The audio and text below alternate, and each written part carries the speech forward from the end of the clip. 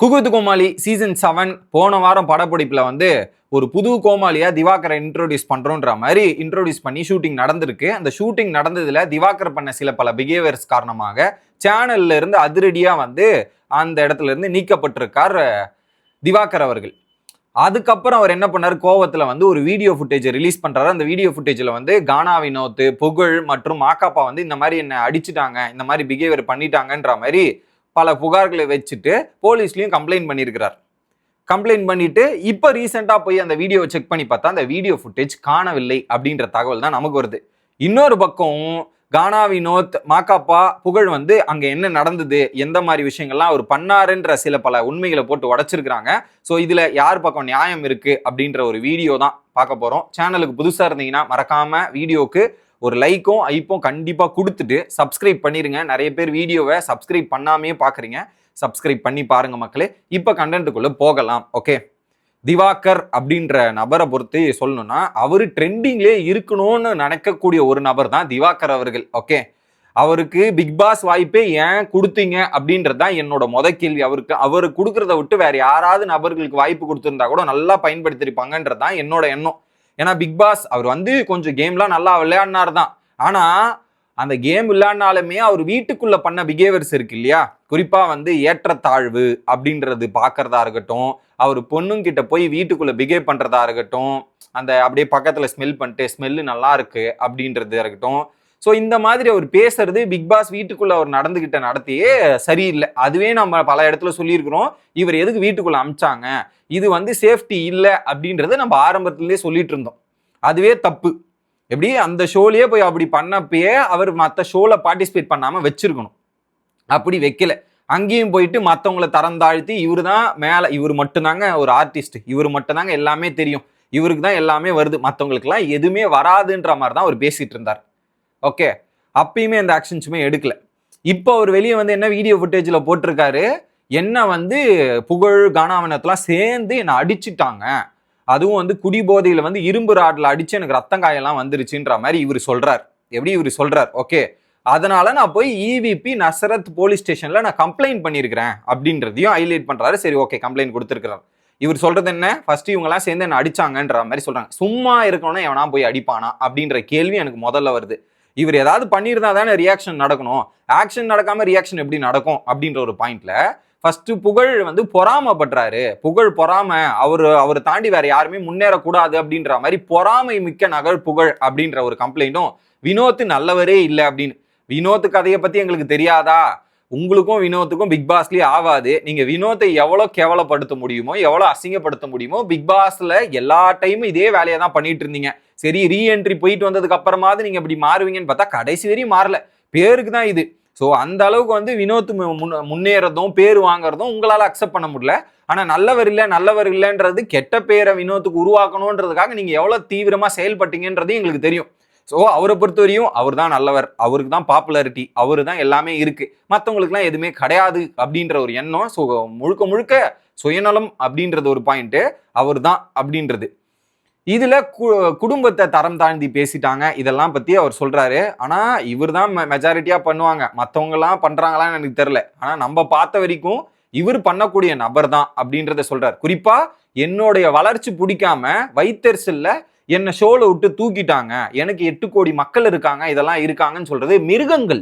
எப்படி மிருகங்கள், இந்த மிருகங்கள்லாம் வெளிச்சம் போட்டு காட்டுறதுக்காக தான் நான் அதை பண்ணியிருக்கேன்ற மாதிரி தன்னைத்தானே எக்ஸ்போஸ் பண்ற ஒரு வேலையா தான் இவர் பண்ணியிருக்கிறார் திவாகர். எப்படி அவர் எக்ஸ்போஸ் பண்றதுதான் முழுக்க முழுக்க அந்த வீடியோல பண்ணியிருக்கிறார். இதுல சொன்ன குற்றச்சாட்டுலாம் வினோத்துக்கும் இவருக்கும் செட் ஆகாது. அந்த ஒரு பிக் பாஸ் ஷோல அவரால் அக்செப்ட் பண்ண முடியல. வினோத்துக்கு அந்த ரெஸ்பான்ஸும் இதெல்லாம் கிடைச்சது அவரால் அக்செப்ட் பண்ணி ஏத்துக்க முடியல. அதை எங்க காட்ட முடியுமோ இந்த இடத்துல தீர்த்துக்கிறார். இன்னொரு பக்கம் மாக்காப்பா அப்படின்றவரு கண்டா காக்கசம் ஒரு ஷோல இவரோட பிஹேவியருக்கு பண்றதால சேனல் அந்த ஷோல இருந்து அவரை நீக்கியிருக்காங்க. அதுல இருந்து மாக்காப்பா மேல காண்டா இருக்கு. இப்ப குக் வித் கோமாளி ஷோல இவர் புகழ் கூட உட்காந்து பேசும்போது புகழ் இதெல்லாம் பண்ணும்போது அங்க இது மேல காண்டாயிட்டு, ஸோ இவருக்கு பொறாமை ஆக்சுவலா இவர் வளர்ச்சிக்கு மத்தவங்களுக்கு பொறாமையா, இவரே எல்லாத்தையும் இது பண்ணிக்கிட்டு இவர் ஒரு விஷயத்த பிம்பத்தை உருவாக்கிட்டு அடுத்தவங்க மேல இதை அப்படியே தெளிச்சு விட்டுறது. சரி, இவங்க 4 பேர் என்ன பதில் சொன்னாங்க அப்படின்றது கேட்டீங்கன்னா, இவர் ஷோக்கு போயிருக்காரு மக்களே. ஷோக்கு போயிட்டு என்ன பண்ணுவாங்க, கோமாளி பேரிங் நடக்கும்.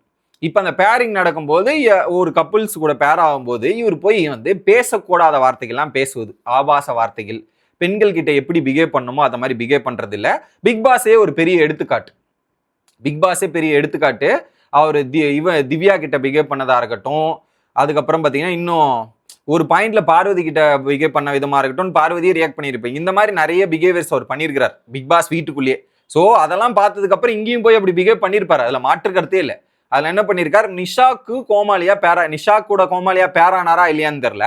ஆனா நிஷா கிட்ட போயிட்டு என்ன பண்ணியிருக்கிறாரு, ஸோ இது இவ்வளவு நாள் உன் ஹஸ்பண்டு கூட இருந்தல்ல, ஒரு நாள் என் கூட இரு அப்படின்ற மாதிரி ஒரு வார்த்தையை பயன்படுத்துறாரு. இது எவ்வளவு தப்பான ஸ்டேட்மெண்ட், எவ்வளவு அபத்தமான ஸ்டேட்மெண்ட்ன்றதை யோசிச்சு பாருங்க. இது காமெடியா, இது கேலி கிண்டல்ல வருதா? எனக்கு புரியல. இது காமெடியில கிடையாது, கேலி கிண்டல் எதுலையுமே வரல. இது தப்பான வார்த்தை. இந்த மாதிரி ஒரு எல்லையை மீறி சில பல வார்த்தைகளை அவர் பேசுவது, இது எல்லாமே வந்து தரம் தாழ்ந்து இருக்கும், கேடுகட்ட ஆபாசத்தனமா தான் இருக்கும். அதைத்தான் அங்க பண்ணியிருக்கிறாரு. அதை பண்ணதுக்கு அப்புறம் தான் சேனல் இவங்க எல்லாமே கேட்டிருக்காங்க, இந்த மாதிரி பண்ணாதீங்க, இதெல்லாம் பண்ணாதீங்கன்ற மாதிரி ரியாக்ஷன் நடந்திருக்காங்க அந்த ஷோல. ஸோ இது எல்லையை மீறி போகுது, இது நல்லதுக்கு இல்லைன்ற மாதிரி அங்க ரியாக்ஷன் நடந்திருக்கு. அதை எல்லாருமே இவங்க கேட்டிருக்காங்க. தட்டி கேட்டது தான் இவருக்கு தப்பா போச்சு போல. ஸோ இதை தட்டி கேட்டு இதை பண்ணியிருக்கிறாங்க. இதுக்கு தான் இவர் வந்து வெளியே இந்த மாதிரி வீடியோ போட்டிருக்காரு. இவர் எதுவுமே பண்ணாத மாதிரி எல்லாமே அவங்க பண்ண மாதிரி வீடியோ போட்டிருக்காரு. ஆனா இவர் பண்ணது என்னன்னு சொல்ல வேண்டியது தானே, நான் இதுதான் பண்ணம்பா, இதெல்லாம் இது பண்ணப்பா அப்படின்ற ஒரு தெளிவான கிளாரிட்டி கொடுக்க வேண்டியது தானே. ஆனா அந்த வீடியோல எந்த ஒரு கிளாரிட்டி எதுவுமே கொடுக்காம இது பண்ணியிருக்காரே, புரியல எனக்கு. அதை கேள்வி கேட்டதுக்கு தான் பொறாம, இவர் இப்படி பண்றாருன்ற மாதிரி. கானா வினோத் நல்லவர் இல்ல, புகழுக்கு பொறாம. மாக்காப்பா மது அருந்திட்டு வராருங்க அப்படின்றது, இதை மருந்து வராருன்ற கேள்வியை மாக்காப்பா கிட்ட சொன்ன உடனே, மாக்காப்பா நான் 18 மணி நேரம் நிக்கிறேங்க, நின்னுகிட்டு யாரா இந்த மாதிரி வந்து மது அருந்திட்டு யாராவது பண்ண முடியுமா, இதெல்லாம் இது பண்ண முடியுமா அப்படின்ற மாதிரி இவர் எக்ஸ்பிளனேஷன் கொடுத்துட்டு இருக்காரு. குறிப்பா சேனல்ல அந்த அண்டா காக்கசம் ஷோல அவர் பிஹேவியர் சரியில்லைன்னு தூக்கிட்டாங்க. இப்ப குக் கோமாளி ஷோல பாதியிலே தூக்கி இருக்காங்க. இந்த பிஹேவியர் நடந்தது உடனே பாதியிலே வந்து அப்படியே கட் பண்ணி வெளியே அமுச்சு விட்டுருக்காங்க. அதுக்கப்புறம் திரும்ப ரீஷெடியூல் பண்ணி இல்ல புது கோமாளியை மாத்தி அங்க திரும்ப ஷூட் பண்ணப்பட்டிருக்கு. இந்த ஒரு நபரால பாதி ஷூட்டிங் நிறுத்தப்பட்டு திரும்ப ரீஷூட் பண்ணப்பட்டு இதெல்லாம் வந்து பண்ணது இருக்காங்க. இதுல இவர் வந்து அத்தவங்க மேல கம்ப்ளைண்ட் மட்டும். இந்த மாதிரி நபர்களை முதல்ல இந்த வாய்ப்பு கூப்பிட்டு கொடுத்தாங்க பாருங்க, விஜய் டெலிவிஷனை சொல்லணும். முதல்ல அவங்கள பிக் பாஸுக்கு இவரை கூப்பிட்டு வாய்ப்பு கொடுத்து இவ்வளவு தூரம் வளர்த்து விட்டதும் நீங்க தான். அந்த இதுலயே வந்து இந்த வாய்ப்பை கொடுக்காம இருந்திருந்தா இவ்வளவு தூரம் வந்திருக்காது இந்த பிரச்சனை. நீங்க அங்கேயே இந்த வாய்ப்பை கட் பண்ணி விட்டீங்கன்னா இது இல்ல. அங்க வாய்ப்பு கொடுத்த உடனே ஒரு பெரிய வந்து நான் தான் இது அப்படின்ற மாதிரி அங்க தலைக்கு ஏறிக்குச்சு. அங்க சில பல ஆக்டிவிட்டிஸ் எல்லாம் பண்ணிட்டு வந்தோம், வெளியே திருந்தல. திரும்ப இந்த ஷோல கூப்பிட்டீங்கன்னா திரும்ப அப்படிதான் பண்ணுவாரு.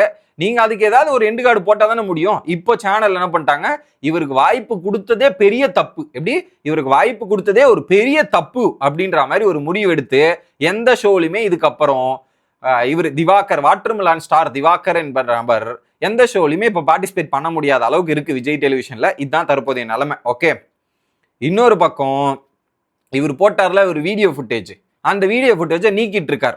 எதுக்கு நீக்கினார்னு எனக்கு தெரியல. ஏன்னா இப்போ வந்து இந்த வீடியோ ஆல்ரெடி நிறைய சர்க்குலேட் ஆகிட்டு இருக்கு சோஷியல் மீடியா, எல்லா இடத்துலையும் இந்த வீடியோ பரவலாயிருச்சு. இப்போ அவர் வீடியோ நீக்கிட்டு சட்டப்படி நடவடிக்கை எடுக்கிறாராம். ஏன்னா இப்போ அந்த வீடியோ ஃபுட்டேஜை டெலீட் பண்ணிட்டா ஆதாரம் இல்லைன்னு நினைச்சிட்டாரு போல. ஆனா அந்த ஆதாரம் எல்லாருக்கிட்டையும் பகிரப்பட்டு இருக்கு இல்லையா, அந்த ஆதாரம் இருக்கு. இப்போ இவங்க சட்டப்படி நடவடிக்கை எடுக்கிறோம், இந்த ஆக்ஷன்ல போறோன்ற மாதிரி சொல்றாங்க. இதுக்கான ஆதாரமும் எங்க கிட்ட இருக்கு. அவர் என்ன பிஹேவியர் பண்ணாரோ அதெல்லாம் நாங்க ஆதாரமா வச்சிருக்கோன்ற ஒரு தகவலுமே சொல்றாங்க. ஏன்னா குக் வித் கோமாளின்ற ஷோ வந்து கண்டினியூஸா ஷூட் பண்ணப்பட்டிருக்கோம், அங்க ஃபுட்டேஜ் இருக்கும், ஃபுட்டேஜ் இல்லாமலாம் இருக்காது. அங்க ரியாக்ட் பண்ணி அங்க என்ன பண்ணாலுமே அந்த ஃபுட்டேஜ் அவங்க வச்சிருப்பாங்க. அவங்க இந்த சட்ட ரீதியா போகும்போது அந்த ஃபுட்டேஜ் எல்லாம் அங்க ஷோகேஸ் பண்ணி தக்க தண்டனை இவருக்கு கிடைக்கும் அப்படின்ற ஒரு நம்பிக்கை இருக்கு. ஸோ இவரை வச்சிட்டு இருந்தா இந்த ஜாதி பாகுபாடு ஏற்றத்தாழ்வு இதெல்லாம் வந்து எடுத்துட்டு வரக்கூடாது. இது ரொம்ப தப்பான விஷயம். அதை எடுத்துன்னு வந்து இவர் எல்லா இடத்துலையும் பண்ண ட்ரை பண்றார்.